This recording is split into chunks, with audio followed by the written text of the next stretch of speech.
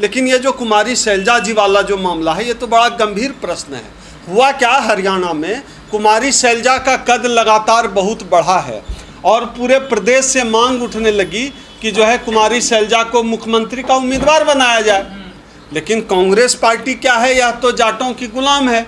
इनको तो लगता है कि जाट हैं तो सब कुछ हैं, और दलितों के बारे में इनके मन में धारणा बनी हुई है कांग्रेस पार्टी की, ये जाएगी कहाँ, क्योंकि राहुल गांधी जी ने तो संविधान उछला दिया।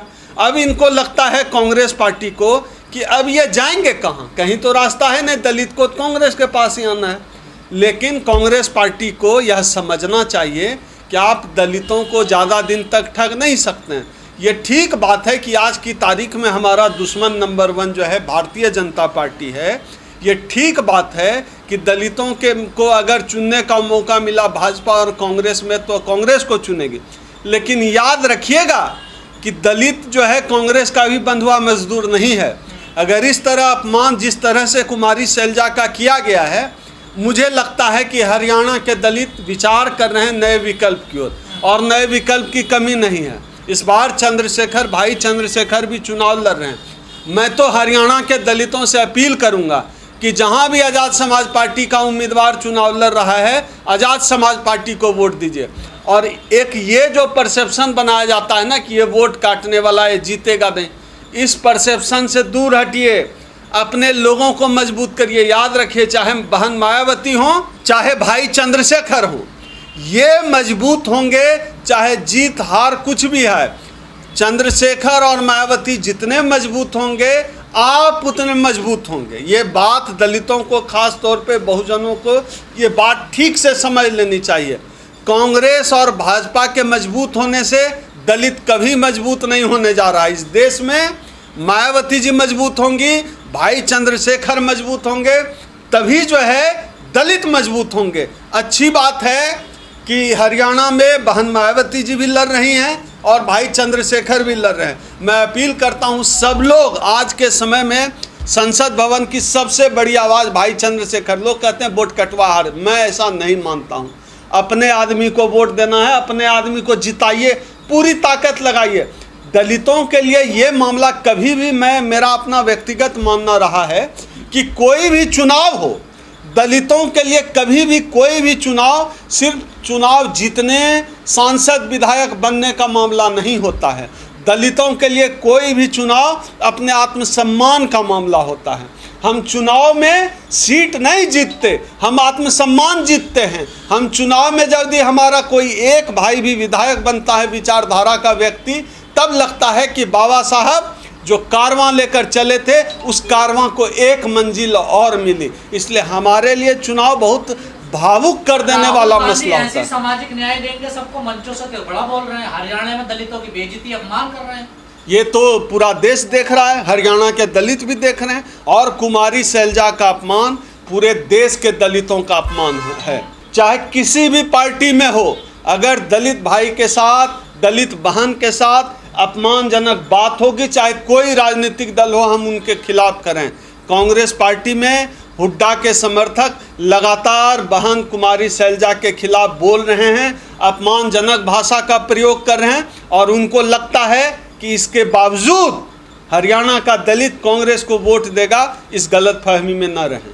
दलित को आप अब बरगला नहीं सकते। वोट के तौर पे हमने आपका साथ दिया, अयोध्या भी जिताकर हमने जो है इंडिया गठबंधन की थैली में दिया है। अब इनको गलतफहमी हो गई है कि दलित उनका बपौती वोट है। दलित किसी का बपौती वोट नहीं है। हमारे आत्मसम्मान से खिलवाड़ करोगे तो तुमको दलितों का वोट नहीं मिलेगा। और इस बार हरियाणा में हरियाणा के दलित कांग्रेस पार्टी को वोट नहीं करने जा रहे हैं।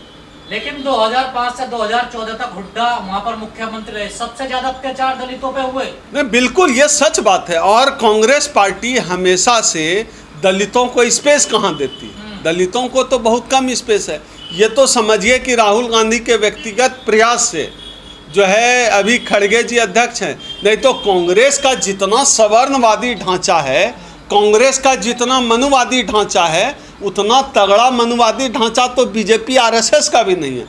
बीजेपी आरएसएस में भी आपको डिसीजन मेकिंग जगह पर थोड़े बहुत दलित दिख जाएंगे, लेकिन कांग्रेस में आप दिया मोमबत्ती जलाकर खोजते रह जाइए, दलित पिछड़ा आपको बोलने वाला नहीं दिखेगा, काम करने वाला नहीं दिखेगा, डिसीजन मेकिंग वाली जगह पर नहीं दिखेगा। ये एक सच्चाई है, ऐसे ही थोड़े सांपनाथ और नागनाथ कहा गया है। ये एक सच्चाई है कि कांग्रेस के मूल ढांचे में, मूल संगठन में कहीं भी दलित नहीं है, डिसीजन मेकिंग के पोजीशन पे कहीं भी दलित नहीं दिखता है। दोहरा चेहरा क्यों है राहुल गांधी का? क्यों नहीं बोल रहे? आपने मल्लिकार्जुन खड़गे का नाम लिया, वो भी नहीं बोल रहे। हरियाणा में अपमान हो रहा है दलित नेता का। अब देखिए क्या है, ये एक बात तो राजनीतिक है, लेकिन ये बात सच है कि कांग्रेस की ताकत हरियाणा में जाट है, ये सब लोग जानते हैं।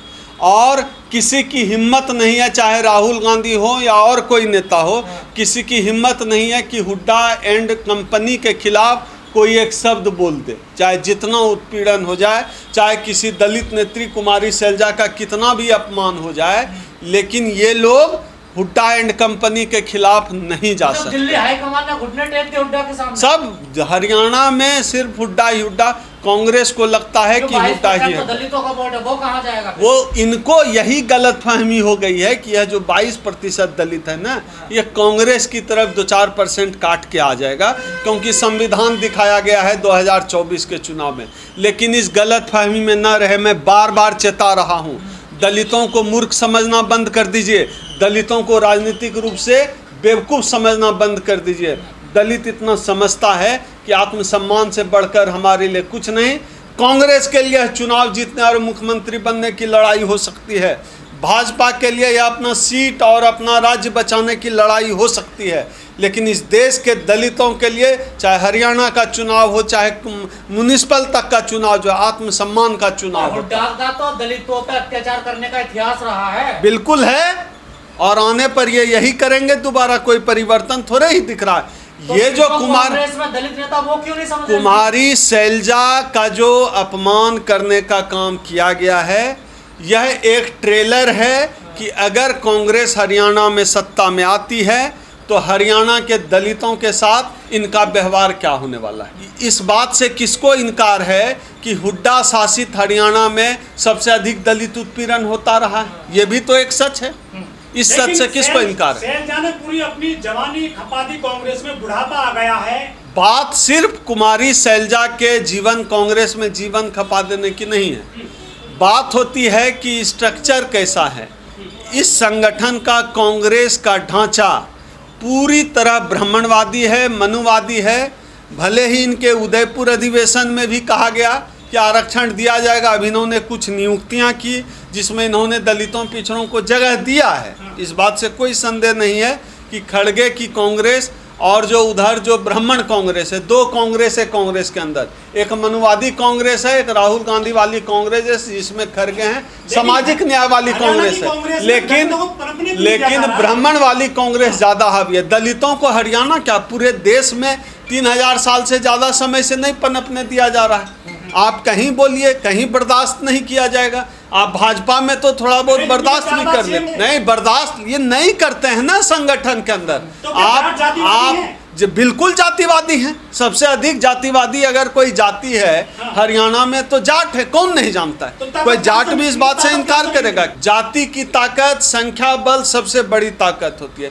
जाति का दंभ, समाज में व्याप्त असमानता और रक्त शुद्धता का दंभ कि ये छोटा है और हम बड़े हैं, यह जो दंभ है, इससे उत्पीड़न की कहानियां निकल के सामने आती हैं। दलितों को बहुत पसंद है, दलित नेता को नहीं पसंद है जाटों को। क्यों पसंद आएगा? दलित पीछे पीछे नारा लगाए, दलित पीछे पीछे जय जयकार करे।